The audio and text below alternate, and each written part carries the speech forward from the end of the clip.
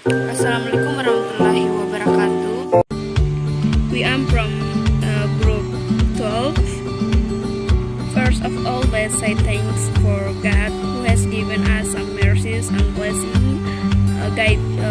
We ask from the darkness to the light, and we can do everything our activity. Well, I'm Janti as a moderator, and my partner is Nur Hatima. We are from Kasi 2019 English Education. In this video, we are going to presentation our assignment of Children Language Acquisition by Mr. Ahmad SPD MPD atau Modality.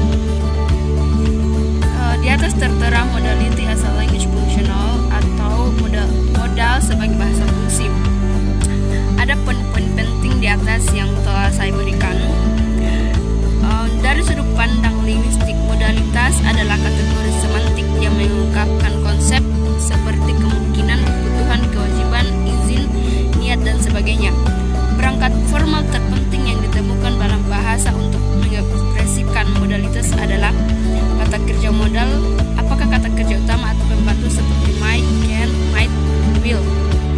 Fungsi modalitas adalah untuk memungkinkan pembicara memenuhi syarat proposisi yang diungkapkan oleh kalimatnya sehubungan dengan validitas, kebenaran, atau fakultasnya.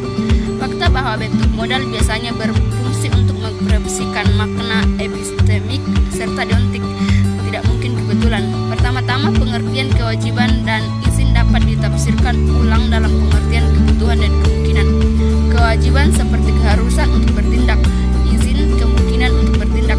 Sedangkan dalam modalitas epistemik, pengertian ini mengacu pada pengetahuan tentang keadaan. Dalam modalitas deontik, mereka mengacu pada tindakan, namun dua tingkat modal kebutuhan dan kemungkinan tidak sama pentingnya dalam dua jenis modalitas. The development of modality in Greek atau perkembangan modal di Yunani.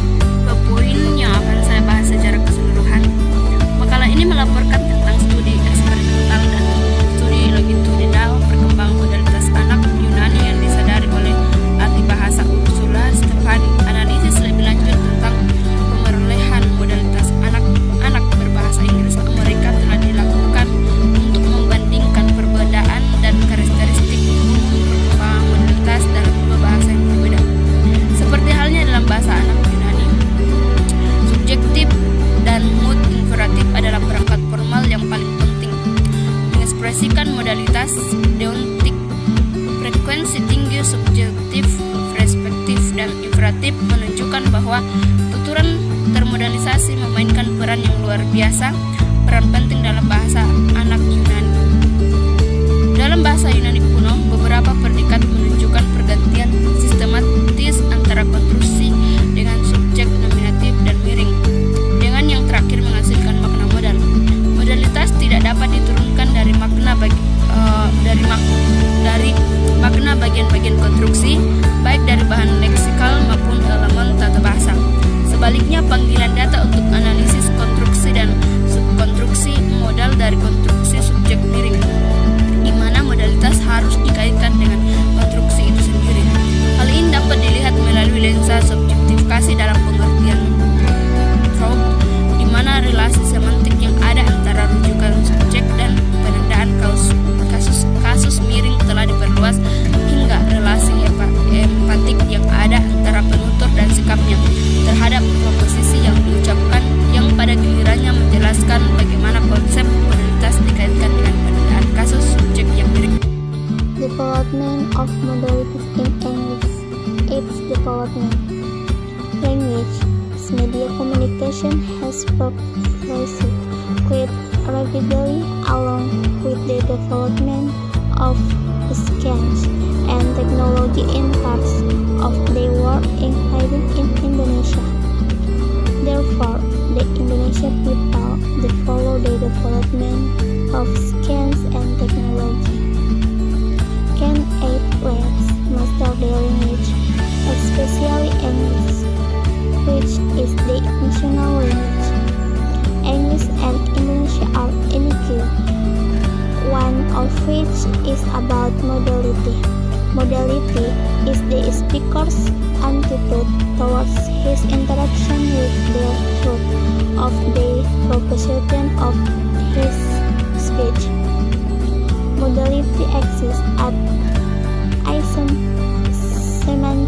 level, which means that it can appear in all languages with its respective experience forms. By using the descriptive method, the study describes the dual modality in English. Syntactically, the form of the dual modality is in the study in the auxiliary verb modal have to combine it with adverb. Pengembangan modalitas dalam bahasa Inggris.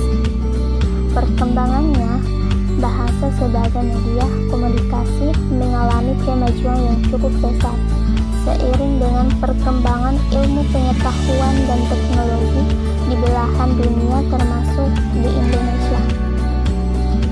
Oleh karena itu, masyarakat Indonesia yang mengikuti perkembangan ilmu pengetahuan dan teknologi setidaknya dapat menguasai bahasa, khususnya bahasa Inggris yang merupakan bahasa internasional.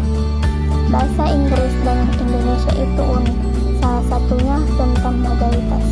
Modalitas adalah sikap pembicara terhadap interaksinya dengan kebenaran proposisivitas. Modalitas adalah ada pada tingkat semantik, yang berarti dapat muncul dalam semua bahasa dengan bentuk ekspresi masing-masing.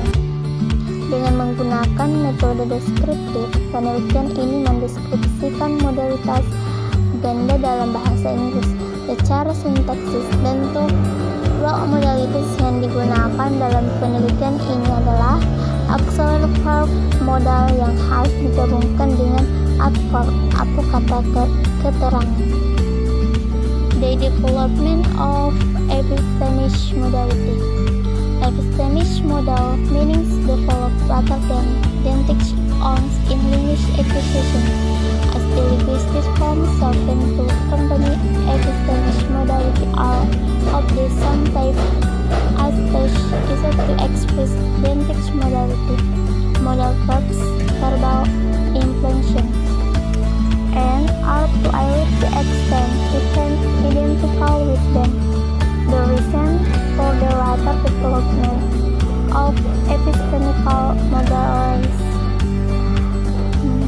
and reasons cannot be solved in linguistic complexity but must rather in cognitive complexity.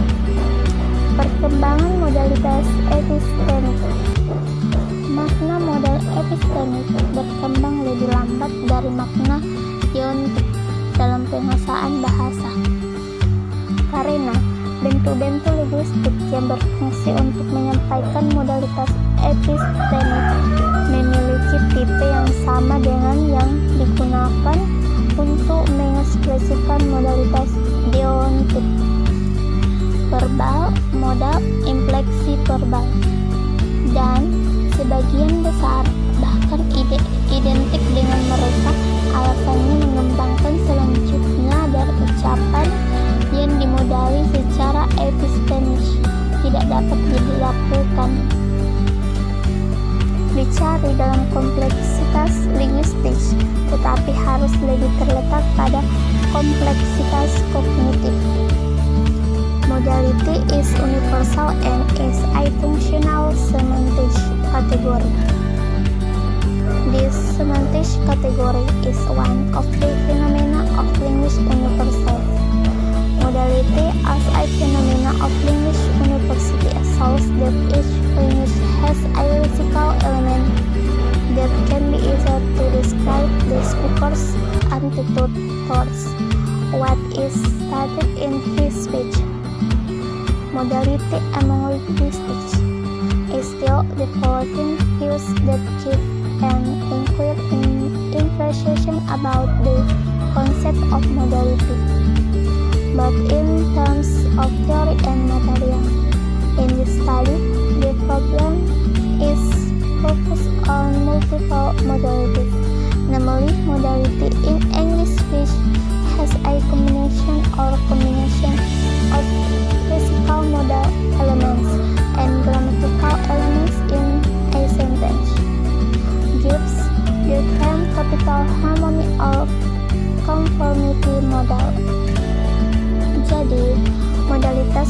bersifat universal dan merupakan kategori semantik fungsional. Kategori semantik ini merupakan salah satu fenomena universal bahasa.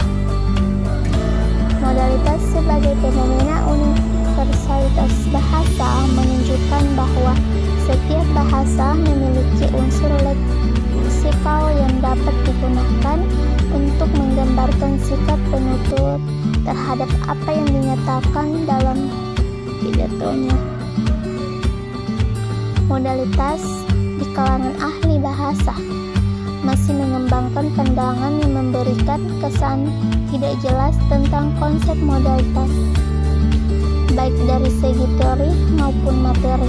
Dalam penelitian ini, masalah difokuskan pada multiple modalitas, yaitu modalitas dalam bahasa Inggris yang mempunyai kombinasi atau kombinasi dari unsur modal leksikal dan unsur tata bahasa dalam sebuah kalimat, memberikan istilah modal